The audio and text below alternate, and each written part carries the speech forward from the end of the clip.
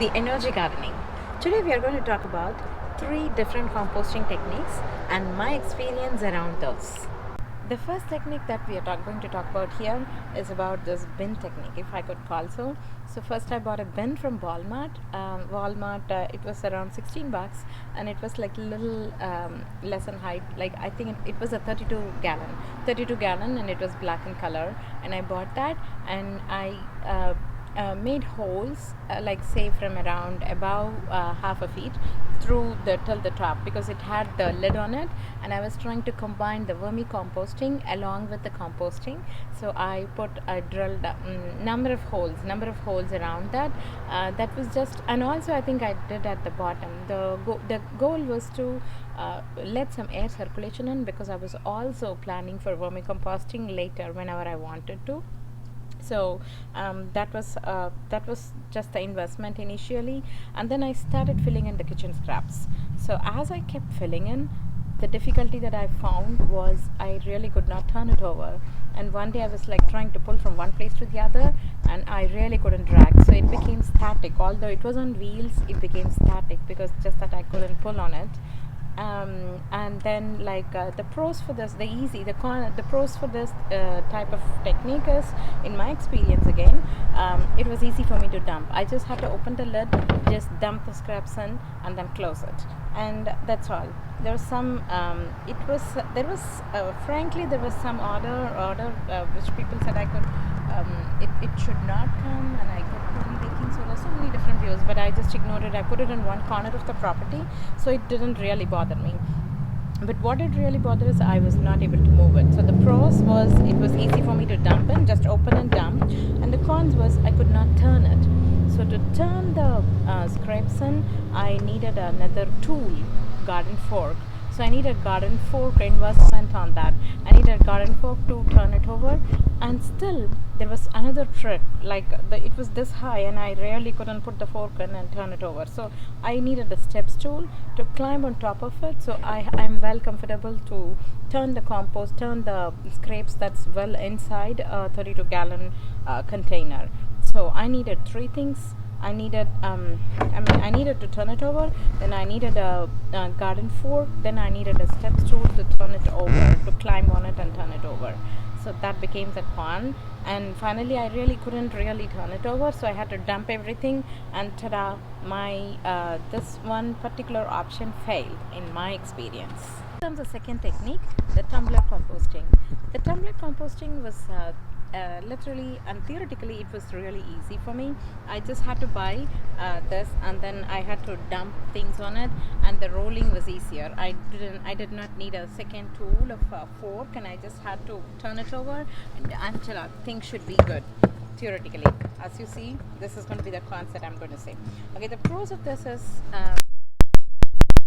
as I said, I don't need an external tool. I just need to turn this over, and that's all. Theoretically.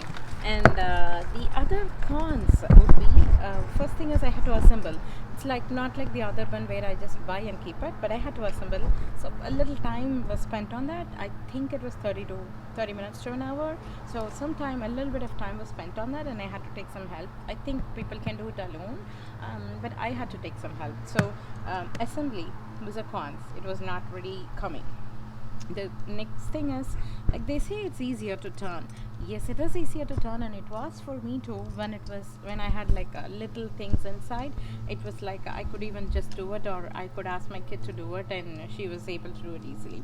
But as during the winter days, when I was dumping there is an opening to dump, and this is a double there are two windows, so I could keep dumping on one while the other is composting.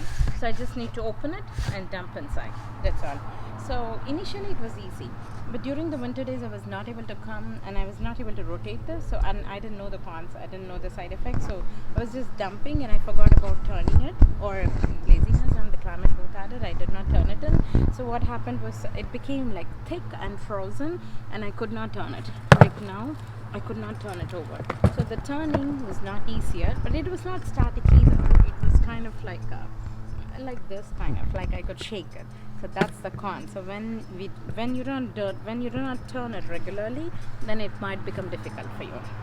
And the other points that I would point out is, like, if you're not able to collect the things that drop out from here, there are holes. As you see, there are holes everywhere. Everywhere you would see there are holes, like on the sides, and everywhere you could see the holes. Like there are holes everywhere. And so when it rains, Seattle, it rains regularly. So when it rains, it oozes out water. Lots of water goes out, and that's nothing but a black coffee, so which is very rich in vitamin and minerals, and which could be utilized by plants.